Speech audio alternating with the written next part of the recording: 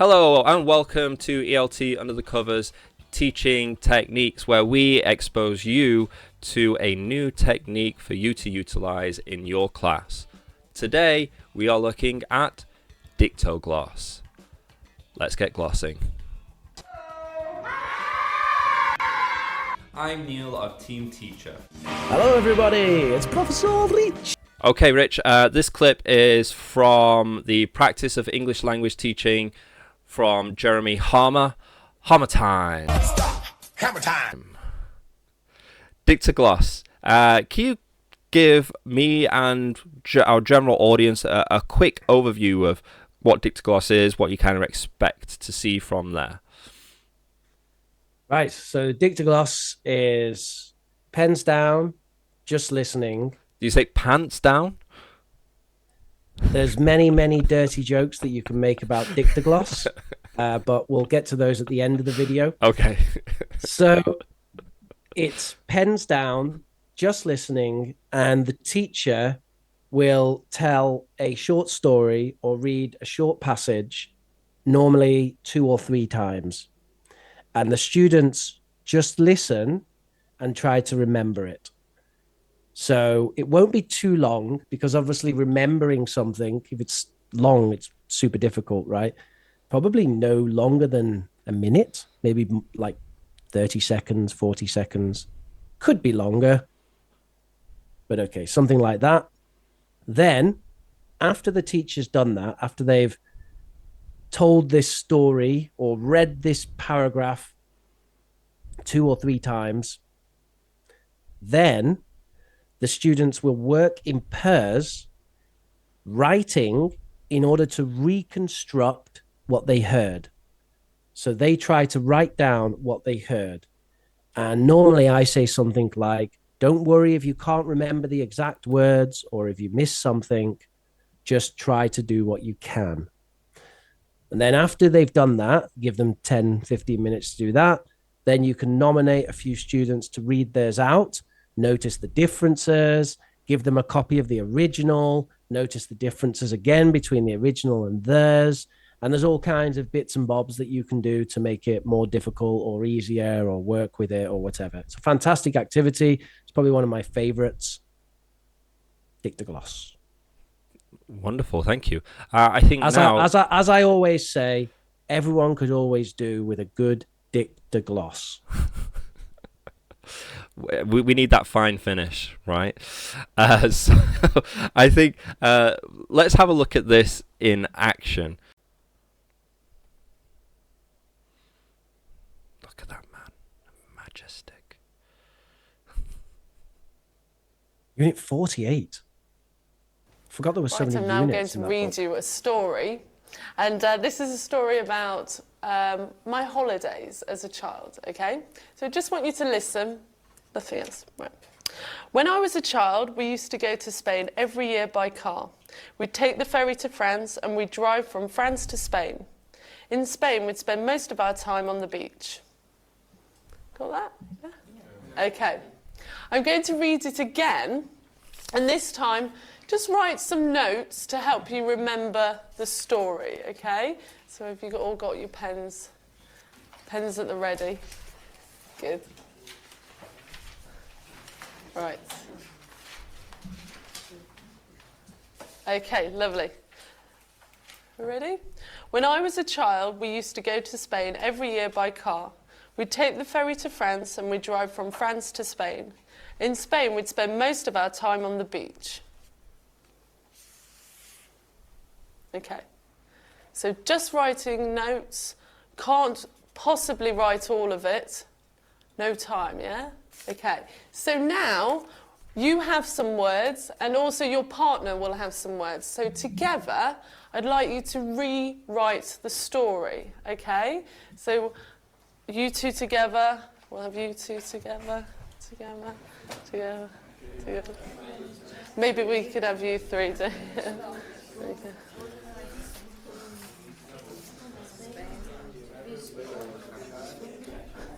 You take ferry in France and we drive from France We're going to make comments as we go. It's actually 8 minutes long, so maybe we make comments as we go. Yeah, no, I think Rather than I just think watching that's the whole good. thing. Well, one of the Yeah. things that I wanted to comment on, and from your description, but also from my experience when I've done stuff like this, is it's tended to be a story, like an actual like little longer short story. So I really appreciate this example because it's literally she's just, it's a couple of sentences really of just, I don't know, like a memory or whatever, and I could totally be like, it was a realization of like, it doesn't have to be an epic. You can really, I see a lot of room for grading it depending on the level of the students.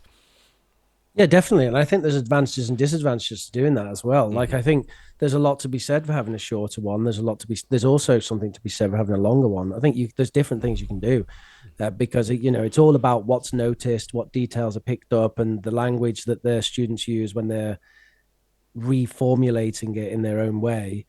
And if we focus obviously on something shorter, then we're likely to then focus a bit more on the specific language chunks that the students use to express the different bits of information. But if we have more of an overall picture, then it's going to be more about listening comprehension and the details they pick up on and stuff like that. So yeah, I think actually the length that she used there is probably about right. It's probably what I would use. Being hypercritical, there's a few things that I would mention here. First of all, there was something a bit off about the order of instructions there, where first of all, her instructions on the first time, I think she could have made it clearer that all she wants is to just listen. And I think she could really highlight that by sort of pausing and say, just listen, nothing else. Right. And then the second time she does it, she tells them to take notes. And then after she's given the dictation, she says, just some notes. Obviously, you can't write it all down. And it's like, that seemed like an instruction that should have been before the repetition. So I know, being hypercritical, because obviously as teachers, we're not perfect, warts and all, et cetera, et cetera. But, my point is, if we're looking at room for improvement, then I think that would be an area to consider. We can also comment a little bit about the idea of taking notes. So I think it's certainly it's one option, and for me, it's not something that I play around with that much. Actually, for this particular activity, I use note taking a lot for other things, but for Dictogloss, I tend to do it as just a pure just listen thing, and I don't really have any reason for that other than anecdotal and kind of gut feeling about it being more authentic in that way. Although I'm not sure, to be honest, that Dictogloss is a very good example of an authentic activity anyway, because, writing stuff down afterwards is a little bit weird, but it's good for language analysis. And it is authentic in the way that I really like how it's teacher produced. I think that's one of my sort of favorite things about it, that it really comes from the teacher, and it can be anything as well. So you can make it super personalized to you, to the class, to the students, whatever you want, whatever route of personalization you want to take. And you can say it at different speeds. You can use colloquial language. We can use simple language. You have a lot of control about how to present it. And I think that's great. I think that's really one of the useful things about Dictogloss.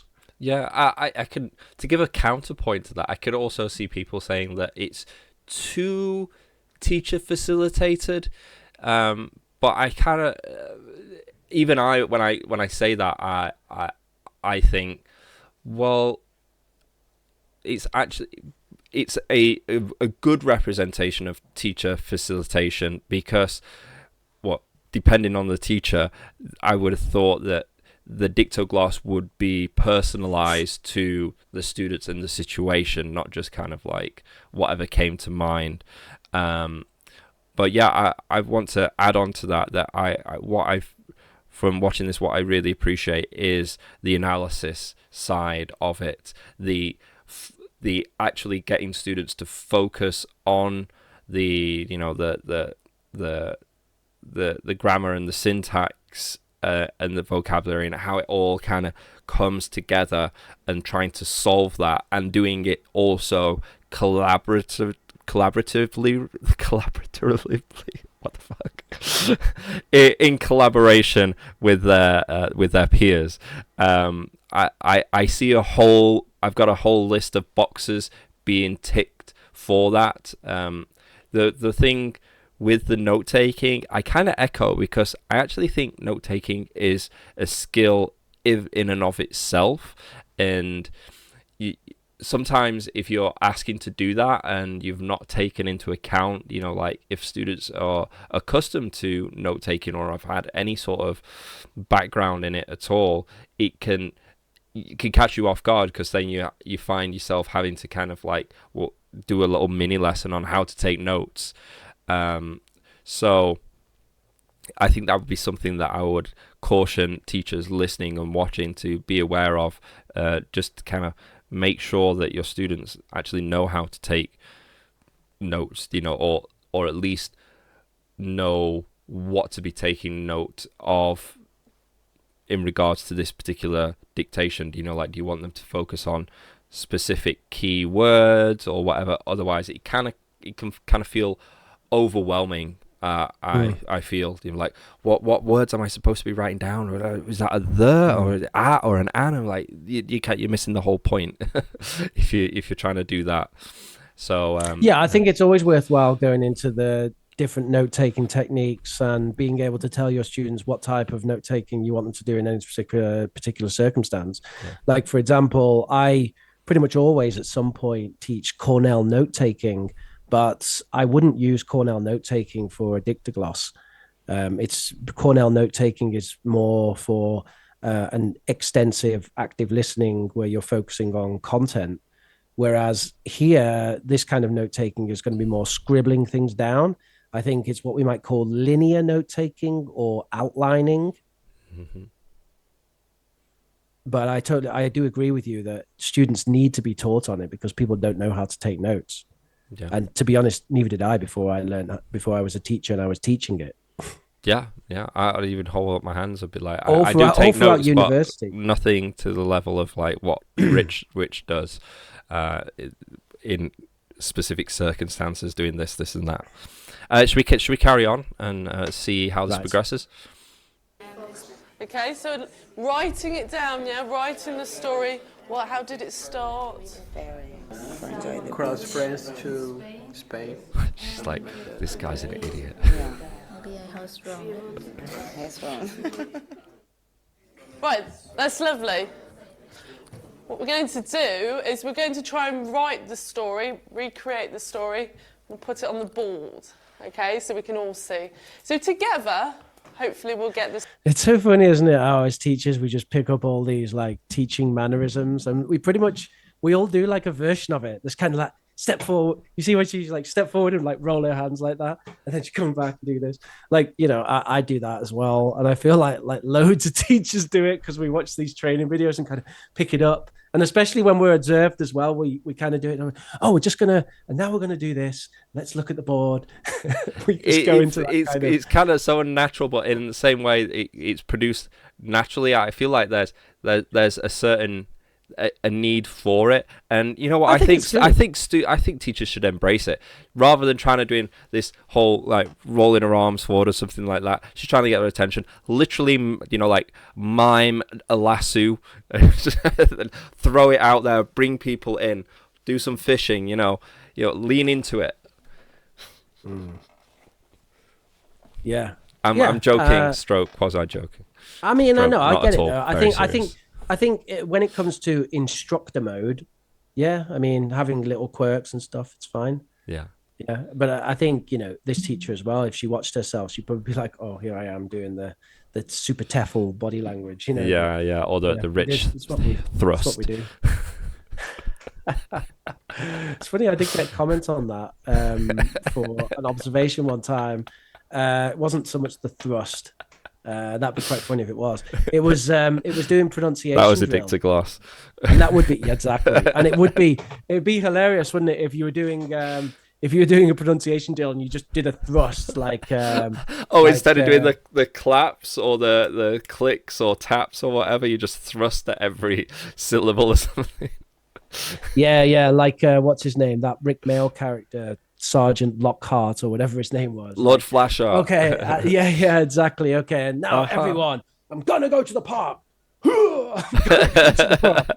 Everyone does it together. Gonna go to the park. You could do the thrust when you get to the stress in the words. No, I used to kind of like do this like step forward, almost like, you know, as cricketers kind of step forward to like do the bat to hit the ball, right? They kind of like step fully forward with their knee or whatever. And I used to do that kind of thing, like and kind of like do it. And someone pointed it out in observation. You know, you could just kind of do that with your hand, and that would be enough. You don't need to like throw your whole body forward when you're telling it. And I was like, yeah, that's a good point. Yeah, you kind of pick up. It's always worth recording yourself teaching and like having a bit of reflection about it. Yeah, definitely. The story, yes. Could you come up and write the first sentence for us? Yeah. Okay. Move the chair.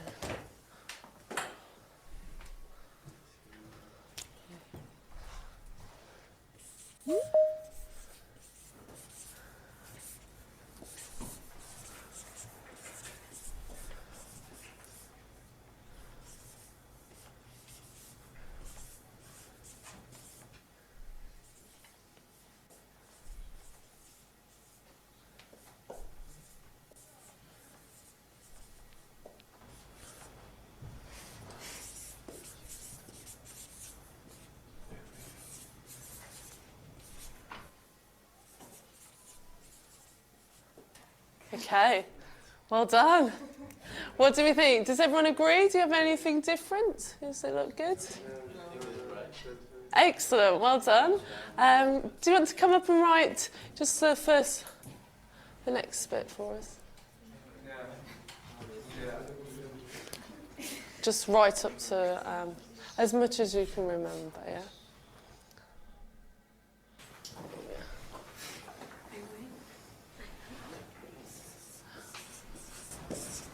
Maybe they can help you.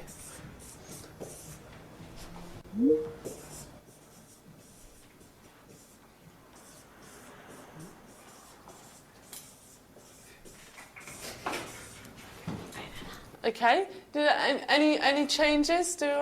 What do we think to that? No.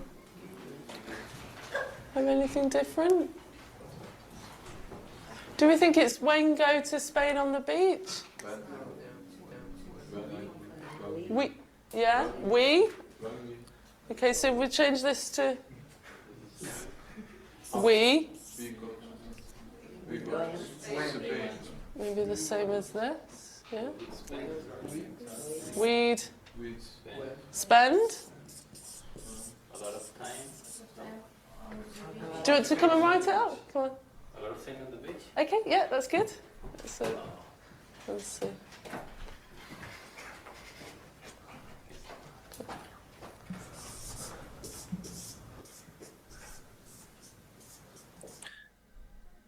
So I commented before when I gave my kind of breakdown about how I often do it is that I will get the pairs to read out what they have so we compare it. And unless I fell asleep for a second, she didn't do that. Is that no. right? She went straight to this. She went straight to this board correction, right? Yeah, she used the pairs as a peer check, but they didn't check between pairs, and she just went straight to the board. Yeah. Yeah, and the other thing is, I think after the kind of nominating a few people to read it out, and everyone kind of, because everyone in their head sort of compares it. They go, "Ooh, they've written that, and I've written this, and that's interesting." You know, it's interesting. Then I give them a handout with the original, which she might yet do, so that they can compare with the original. And normally, what you get at that point is you get a load of questions if you've kind of trained your students well to be inquisitive and ask questions, then they'll start to say, what does this mean? Why have you did this? Why did he say that? Oh, that, because they'll really notice all the language and start asking about it, which is one of the things I really like about it, because it kind of, in a way, it sort of mirrors TBL in the way that you have that kind of need for something, that language gap or that highlighting of something missing, and then they get presented with the model, and they go, oh, look at that, that's what I should have done, or I should have said it like that. This kind of on the board thing, I know, people do it, everybody does it sometimes. I'm not keen on it. What do you think about this?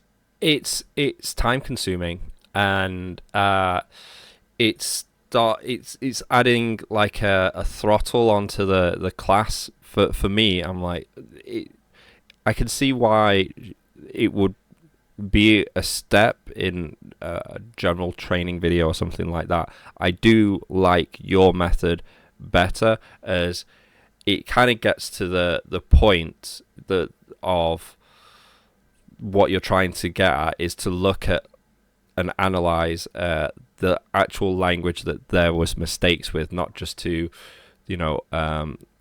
facilitate just going, oh yeah, this is correct.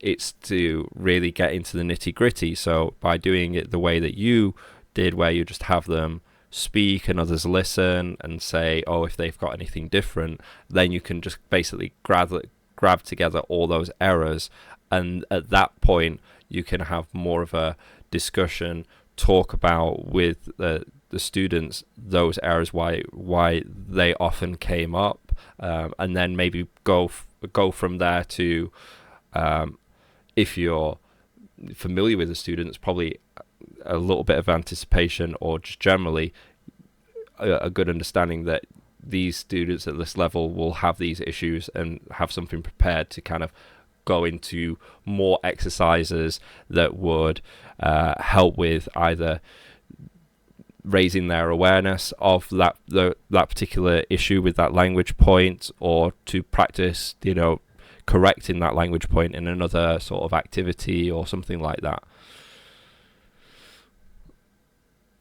Yeah, essentially, yeah. I mean, to go back to what you initially said at the start of that, I think that one of the reasons why people do this is because it looks good in an observation, because it's, first of all, it's a variety of activity. It gets like students standing up. It demonstrates error correction. And all of these things are like box ticking things on an observation form. Yeah. I think that's one of the reasons why it's liked, but I'm not keen on it, actually. Oh, the other thing is it takes up time. Yeah. So if you're like, oh, I need yeah, exactly. So, but if you need that, as in a positive way, it's like, oh, I need to fill 10 minutes in my observed slot. So you throw one of these in, Yeah. Or even just in general, if you're teaching and need to fill some time, then, because there is something about it. I mean, looking at it from the positive side, students there is a kind of a bit of an engagement fire with this, that like students getting nominated to stand up and go to the board with the pen is not something they usually do. And people normally do kind of wake up a little bit when you do this activity, because they think, oh, maybe I'm next to go up there. So you kind of have to be tuned in. And I think that is probably one of the best rationales for it. Mm-hmm. That's the idea that, oh, I could be next, so I have to tune in. But then there's other possibilities when that can be the case, particularly if, before this, I said I would just get them to read it out. And if they know that I'm going to do that, then that's that. Yeah, it's just, like, how long did that take? We even skipped some bits where I presume another student wrote on the board, because they've got a couple of sentences there now that were fine, no errors on there. So that period of time I felt was basically wasted in a way. They could have literally just read out what they had, and then any errors could have been boarded,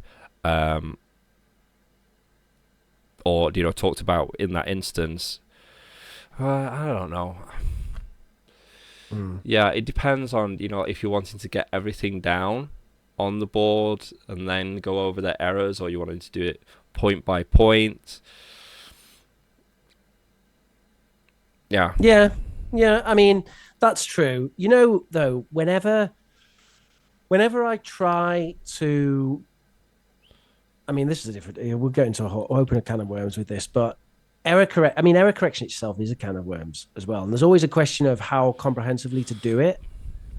And most of the time you need some sort of scattershot approach, or if not scattershot, then kind of an average where you're looking at the errors everyone's got and you kind of take an average and then do some all class correction on those. Mm-hmm. So either it's going to be scattershot where you're just randomly picking up errors from students and correcting as a class, or it's going to be like a calculated average.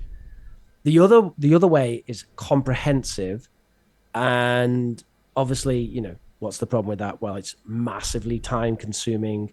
Takes a huge amount of energy from the teacher. Need to do it sometimes. Students expect it for writing, as I've found whenever I try to give them writing back, which doesn't have summative correction on it.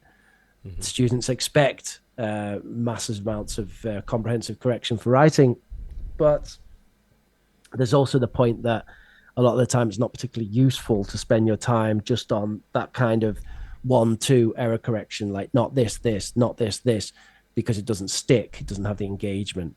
So yeah, so normally you're going to have scattershot or average anyway. And what she's doing here is a form of scattershot. We just randomly bring people up. They write a sentence. Is there going to be an error in that sentence?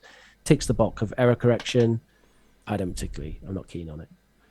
Mm-hmm. What do you think? Yeah. Oh, yeah.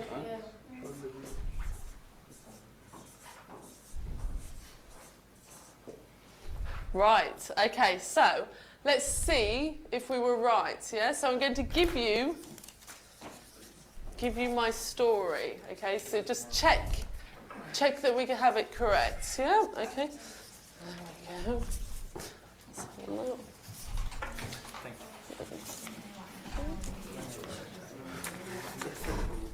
Have a look. Read through it together. So a little difference. So what was just the? Yeah. In Spain. Oh yes. Instead of a lot, we've got.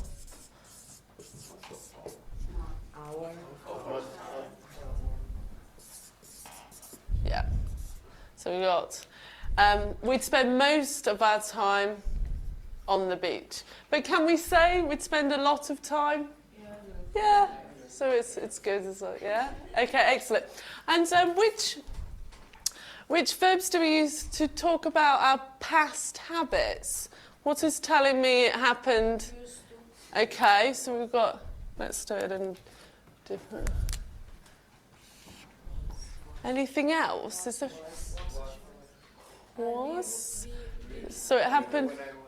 Okay, lovely. So we've got would take, drive. What else? Okay. And what is this? This contract? Yeah. So this should be would. Yeah. So we would. Yeah. Again with here, we would. We're almost there, but I think a few more comments. I think, to be fair to her, that gives her another rationale for doing that, which is that she wanted to go into kind of a deep analysis deep analysis. She wanted to give some analysis of the language on the board. Mm-hmm. So one way of doing that, get the students to write it rather than the teacher writing it themselves. In my world, that would almost always be projected anyway. I mean, these days you basically never go into a classroom where you don't have a projector or an interactive whiteboard. So it wouldn't so much be a valid rationale anymore because you could just throw it up with a projection. But from her perspective, I think you can make that argument.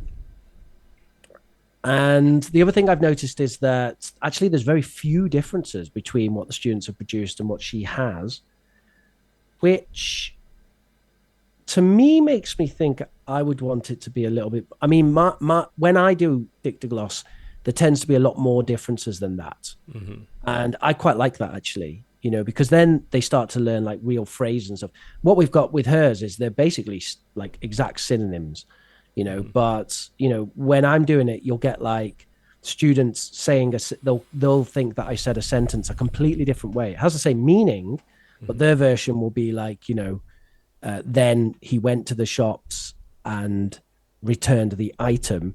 And when I say it, it would be like, then he drove down to the shops and got his money back, and you'll see like quite large differences in the phrasing, but they did understand it. And I really like that because it shows that it really attacks that gap between comprehension and active vocabulary.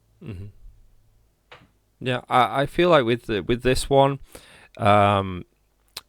this Dictogloss may be more of a stepping board onto what she really wants to get into. So it's almost maybe like a little bit of a test that they can see and understand the structures, and then she's going a little bit more deeper. So it's just kind of like a different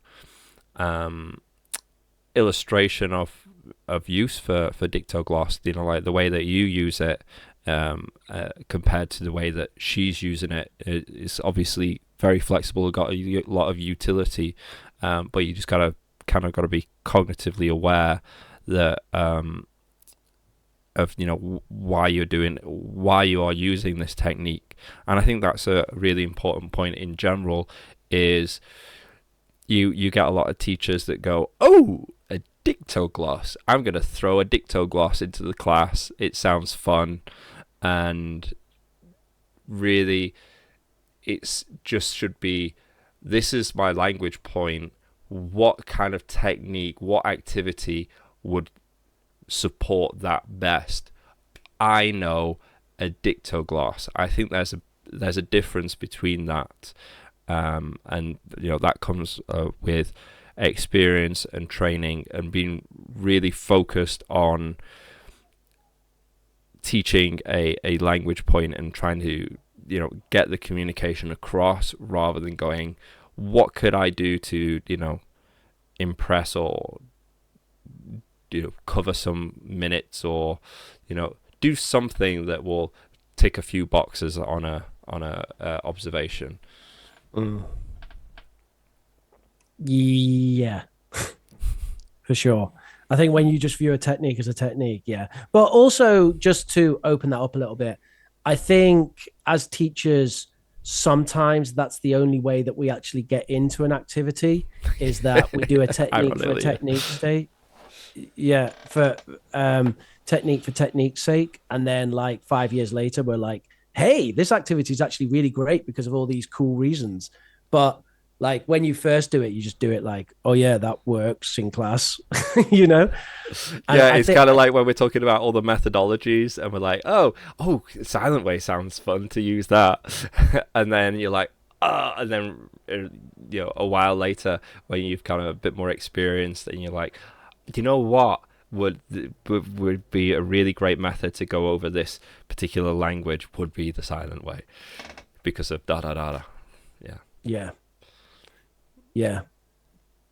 Yeah, totally. But so I wouldn't want to put people off like, oh, if you're just trying a technique because it seems like a cool technique, don't feel like you need to understand the full rationale.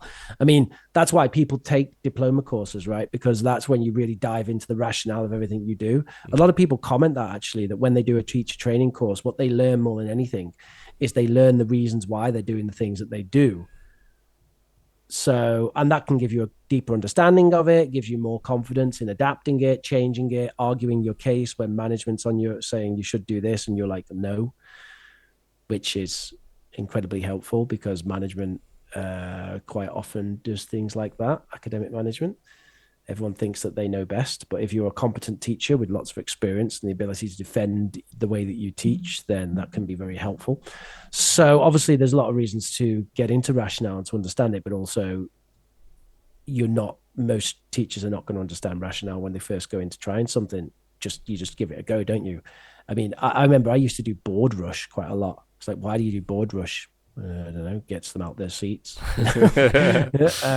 and there's a lot of more things you could list about board rush. It's not the most sophisticated activity in the world, but there's a few things you can list about it as to why you do it. And you kind of come to those ideas down the road. Initially, you just see someone do it and go, oh, yeah, that's a good way of filling 5 minutes at the start or the end of class. Mm-hmm. And then later on, you start to kind of fill in the gaps as to why it's a good idea. Exactly. I guess we'll just see if there's anything else left. Hopefully there's a cherry on top of this Dictogloss. Take the ferry. Okay, that's great. There's just a few other little details. So looking at your text, there's something missing here. We've got what should be...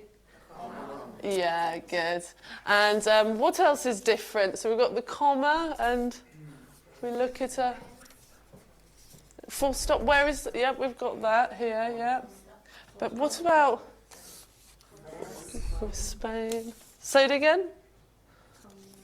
Comma, where's the other comma? Yeah, and we've got that there, yeah. Yeah, lovely. Anything else? Okay, yeah, and just the one there as well. Yeah, excellent, well done.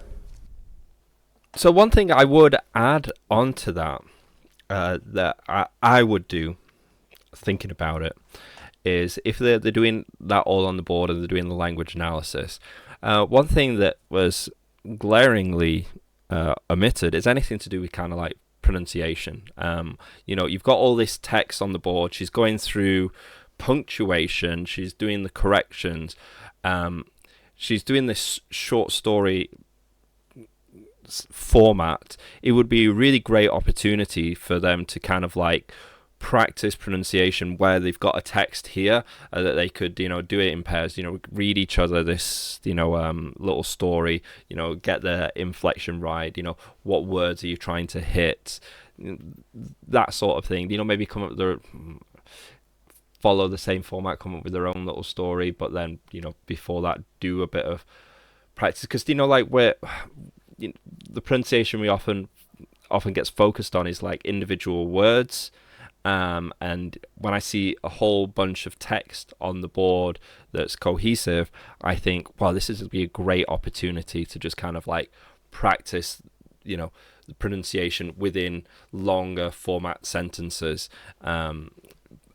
So, the analysis, I don't think just has to be limited to, grammar or syntax or the actual structures or whatever, but it can be also, we could also look at pronunciation as well. And I wonder if you could do, I don't know if you've ever done anything like this, but like when they do those activities in pairs where they kind of try and put it all back together again, do you ever do like an activity where they go, okay, now I want you to try and tell each other that story and think, is that how the teacher said it?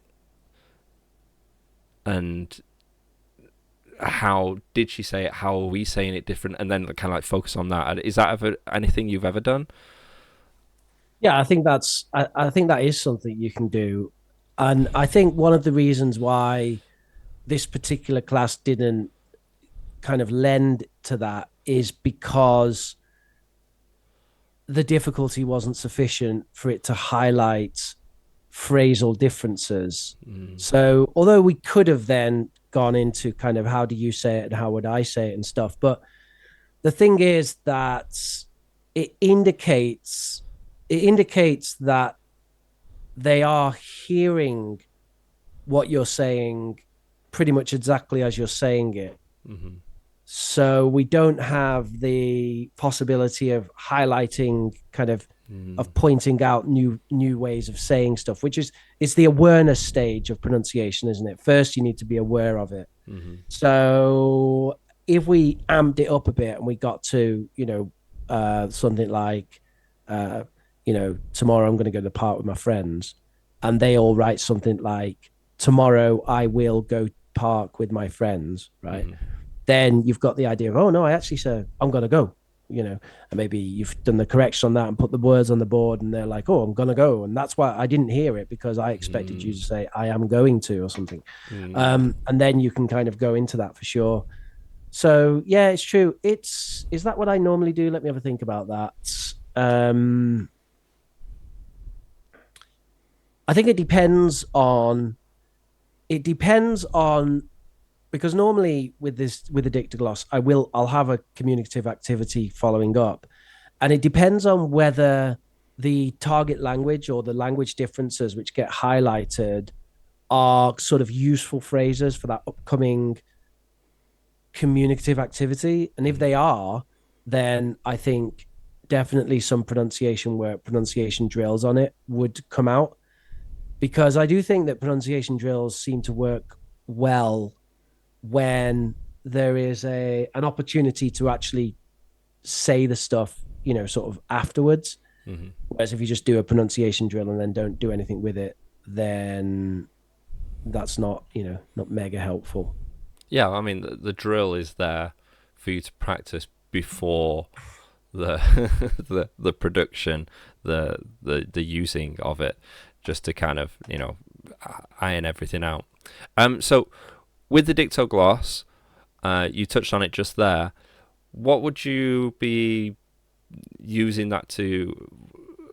Would that be the main component of the class? Would this be a springboard to something else? You mentioned that you would normally follow it up with the communicative activity, something along those lines. Generally, can you give us an idea of what you would be doing after the Dictogloss?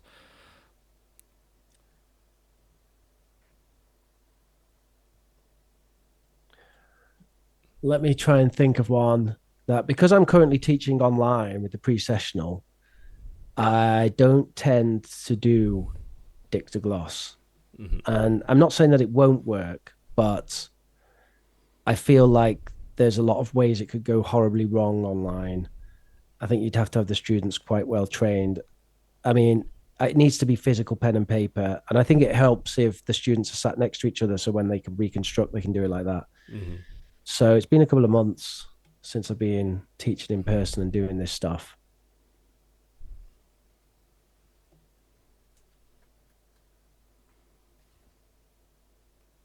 Yeah, and the other issue is that the last course I was doing was a writing course, so there was lots of dictogloss with writing and then writing prep. But basically, here's an example then. So I would have a dictogloss of someone giving their opinion, which me basically giving their opinion and giving reasons for it, Hmm. and then the students would have to reconstruct that. And then we go through the functional language in it. So once we've gone through the differences, then we get them to highlight certain functional phrases, like underline all the phrases for expressing opinion, circle all of the phrases for hedging. Hmm. Hedging is an important thing. I always talk about it in class and so on. Or draw a square around, I don't know, whatever other functional point. I mean, to be honest, that would probably be enough. Expressing opinion and hedging. And then we do a bit of pronunciation practice on that. And then basically give the students a chance to talk, give their opinion on stuff. Hmm. So, and you could stage that in a PPP style. So you could have your control practice where you're basically saying, use at least two of the phrases that we just spoke about, line everyone up in the middle of class, you shout out topics or whatever, and they exchange opinions on that topic using at least two of the phrases that we just spoke about. So you say, like, topic number one, Donald Trump is the best president the United States has ever had. Go. Um, and That's going to be clipped out, right? And sent out into the ether. Oh, I think it's true. And then they talk about that, but they're focusing on just using the language. Like, for example, the phrase, "I think it's true." So they use that, and that's the aim. So that's your control practice, and then your freer practice is, you give them the little cutouts with the debate topics on them. Should smoking be permitted in the maternity ward of hospitals? 100%. You like how I flip that? Yeah, because people normally say, "Should smoking be banned everywhere? Should smoking be permitted in nursery school?" Permitted, maybe more promoted, but yeah. Should it be obligatory for children for children to smoke 20 cigarettes per day? well, So it's a soother, so what's the difference between that and a anyway, anyway, the point is you have your cards and you just do your normal community activity where they're giving opinions. So it's the PPP style thing. But Dictogloss is an awesome way to set that up because it's so engaging, it's so personal, it gives you so much ability to customize, and there's so much you can do with it as well. And it's like mega low prep. That's another thing about it. I mean, you have to have the experience backing you up to know what am I going to do with this next. But I mean, you can basically just have a story in your head, a few bullet points in your head, and that is 45 minutes, 60 minutes of a class doing something, and it's good for the students. Yeah, and obviously, the more you do it, the better. I could see it lending completely to personalization and for the students in their interests, but also to their levels for grading as well. I'll add a couple of things on, and then I'll come back to you and for you to kind of give your final thoughts. But my general impressions with Dictogloss, I really echo yourself in that it's a great, especially if you're experienced, low prep activity to do. Great for listening skills. I love the awareness, the way that it utilizes awareness and analysis for the language. I doubly love the collaborative efforts between the students, and like doing comparing their notes or comparing what they heard, and then you could keep going on with that, because then you can do it in a pair and then do pair to pair, and then you do the whole class. It especially helps with coming from cultures where you don't want to be wrong, so it lowers that anxiety of going up to the board and writing something down when you have no idea if you're going to be right or wrong, because you were able to check it with that peer, which I think helps facilitate ease and learning. And one thing that I don't think we've quite touched upon is it's so active. It's active learning. You can't just sit there and passively just listen. You're having to be active because you're trying to work it out, but also you're being active because you're doing it in partnership with a peer, with a student, and I really love that aspect of it. And for me, it's an example of where pedagogy should be going, in a way of how teachers can have this activity that's low prep, they personalize it to their students, and then kind of like hand it off to them to then engage with that language, to kind of go through discovery, to analyze it themselves and come to their own understanding, which therefore can be checked by their peers and by the teacher. I think it's just a great all-round activity that I would encourage any teacher to just try out, whether they have it, a rationale for it or not, because it's going to be a really great tool for your overall toolbox going forward. And over to you, Rich, to take us home. Yeah, so of course I've already because I was waffling. I'm already fully glossed, so it's difficult to really get any more gloss. Is it a Dictogloss or is it a glaze at this point?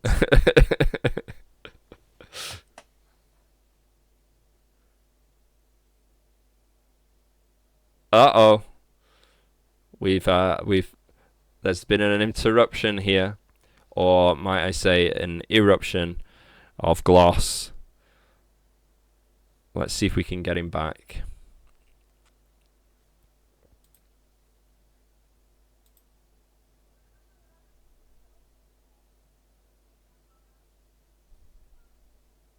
Am I here? You are back. You are back. I was just saying to everybody that you went from a gloss dick is to well glossed. you went from a gloss to a glaze. Right, you are. So, well, there's loads of benefits. It promotes peer correction. It encourages metacognitive skills. In other words, thinking about thinking. It's metalinguistic skills, thinking about language. We're always super into encouraging students to think about language. It's one of the reasons why inductive teaching is preferred over deductive teaching. And by the way, I found a guy who was a university professor teaching TEFL masters, who was promoting deductive teaching the other day. I found that super interesting. We should look into that. Anyway, it promotes we love metacognitive skills, don't we? Who doesn't love metacognitive skills? Who doesn't? We're all about it. I mean, what about? I mean, right now what we're doing is we're doing metacognitive discussion. We're basically Deadpool of the ELT world. We are, and. Dictopool. You've got the potential to go the pronunciation route, like you said. You can go the active listening route. You can go the listening comprehension route. You can go the punctuation focus, which is what she had. She was focusing on punctuation.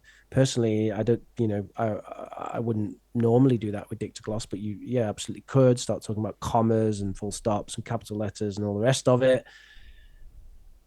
Then you've got things like the integration of all those strategies together, the idea that it's sort of an autonomous learning skill, which could be quite useful. Let's say that you're listening to a lecture or something and you try and remember it and afterwards summarize it. It's basically summarizing, isn't it, as well? Depends on the size of the Dictogloss that you do. It depends on the size of your Dictogloss. And you've got memory retention, critical thinking, blah, blah, blah, blah, blah. Yeah, it's just... note-taking, we talked about it before. There's a whole lot that you can get into there, and I think with the Dictogloss, that whatever you do, the cream will always rise to the top. I think I'm done with all my Dictogloss euphemistic poor dad jokes. So what I'll say right now is we have more of these teaching techniques coming out, and to make sure that you get those, subscribe, like, share. Make sure you get notifications from whatever platform that you're using for us, because there'll be more coming down your way. And really open yourselves up to getting hands-on with a Dictogloss. Done. If you're looking for more information from myself, you can go to teamteacherchina.com. We've got a whole bunch of materials, PowerPoints that you can use instantly in the classroom. We've got a Team Teacher China YouTube channel where we have videos teaching you how to use those materials. Team Teacher English, where we put those materials into a video form for self-study. And Team Teacher Baby, where I take my experience as a teacher and put that into parenting. And go to youtube.com/Professor Rich to see some English teaching. You can catch me weekly live streams on Oxford Online English YouTube channel. Oh, and also you can do a YouTube search for POG Space UK, and you would get my alpha version of my new gaming channel, which actually just have some trial content on there at the moment. You can email us here at eltunderthecovers@gmail.com if you have anything you'd like to contribute to the show. Smash that like button, share and subscribe. And watch 100% of the video and don't click off. Thank you. Bye.